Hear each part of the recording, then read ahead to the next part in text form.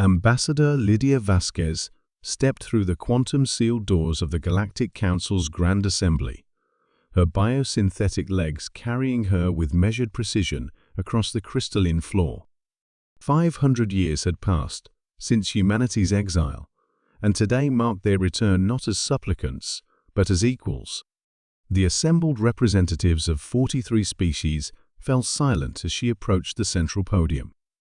The same podium where her ancestor, Ambassador Elena Vasquez, had been stripped of humanity's membership and branded as galactically incompatible half a millennium ago. Councillor HFY, Lydia, addressed the towering Vorthan Chancellor, whose translucent skin pulsed with nervous bioluminescence.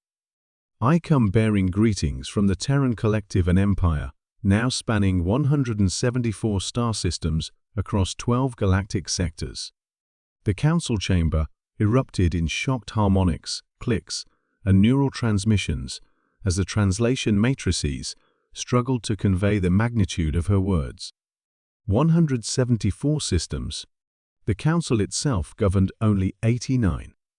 Dr. Marcus Webb, standing beside her in his ceremonial dark matter cloak, activated his neural interface to project a three-dimensional map of the galaxy. The hologram materialized above the assembly, showing the familiar territories of council space in blue. But surrounding them, in brilliant gold, was an empire that dwarfed their ancient civilization. "Impossible," chittered Councillor Clixara, her compound eyes reflecting the holographic display. "Humans were exiled to the void sectors. Nothing can survive in that region of space.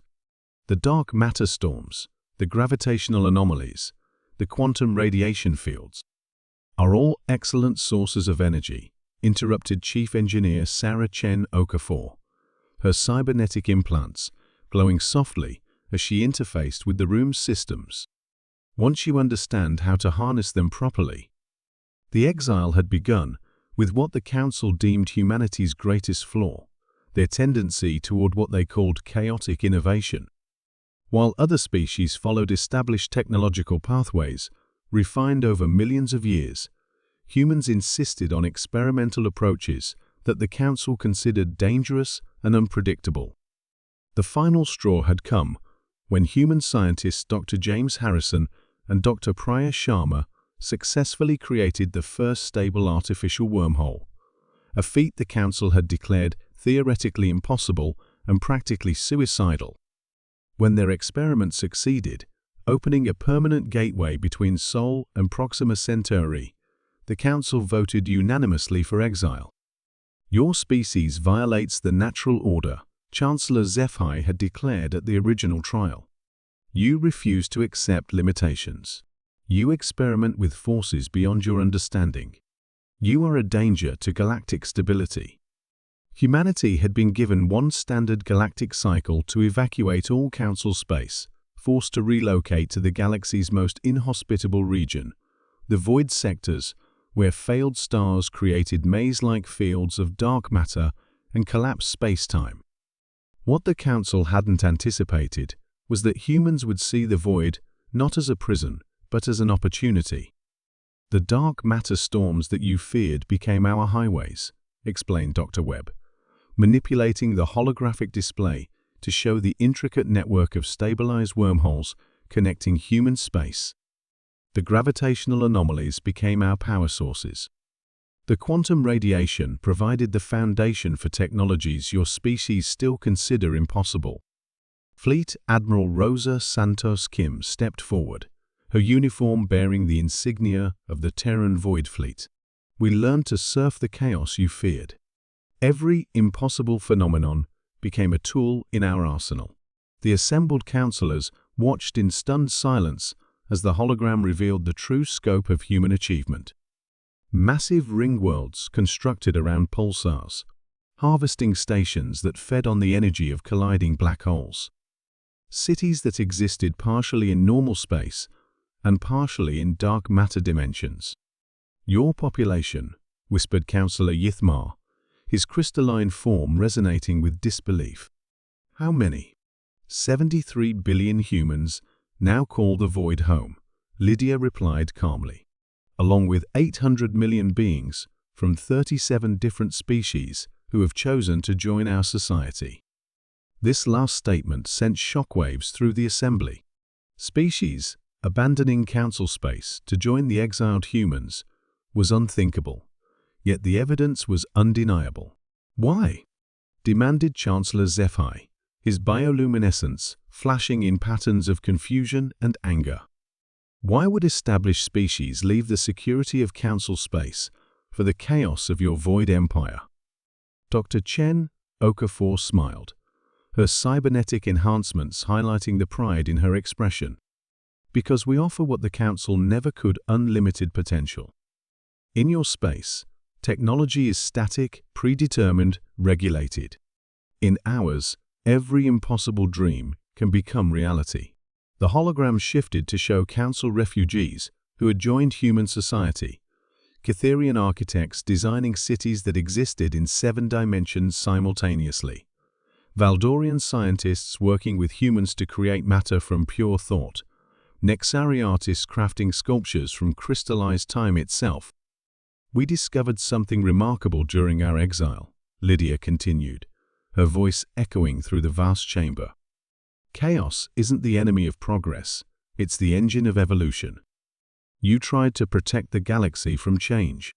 We embraced change and made it our strength. Fleet Admiral Santos Kim activated her tactical displays. Today, the Terran Collective's defensive capabilities exceed anything in council space. Our ships phase between dimensions. Our weapons manipulate the fundamental forces of reality. Our shields are woven from stabilized space-time. You built an empire to threaten us, accused Councillor HFY, his form beginning to shift into the aggressive postures his species used before combat. No, Lydia replied, her tone gentle but firm. We built an empire because that's what humans do when faced with impossible circumstances. We adapt, we grow, we overcome. We didn't return to threaten you, Chancellor. We returned to extend an offer. The chamber fell into absolute silence as every being present focused on her next words. The galaxy faces challenges that require new thinking, she explained, gesturing to star charts showing approaching extragalactic threats, massive energy entities detected at the edge of known space. Your traditional approaches won't be sufficient. Our chaotic innovation might be exactly what's needed. Dr. Webb stepped forward, his expression serious. We've spent 5 centuries learning to thrive in impossible conditions. We've developed technologies that can handle threats you've never imagined. We're not asking to rejoin your council, we're offering partnership between equals. Chancellor HFY's bioluminescence flickered through patterns of deep contemplation. Around the chamber, representatives of species who had once voted for humanity's exile now faced a transformed reality. The chaotic, dangerous humans they had feared had become the most powerful civilization in the galaxy. What are your terms? The Chancellor finally asked. Lydia smiled, the same smile her ancestor might have worn had she lived to see this moment. No terms, no conditions, no exile. Just an open hand extended to old neighbors who once misunderstood what humanity could become. As the council deliberated humanity's offer, Dr. Chen Okafor whispered to her companions, "They exiled us thinking we would disappear into the void. Instead, we made the void into our throne room." The exiled had returned as emperors, not through conquest, but through the unstoppable human drive to transform impossibility into inevitability. The galaxy would never be the same.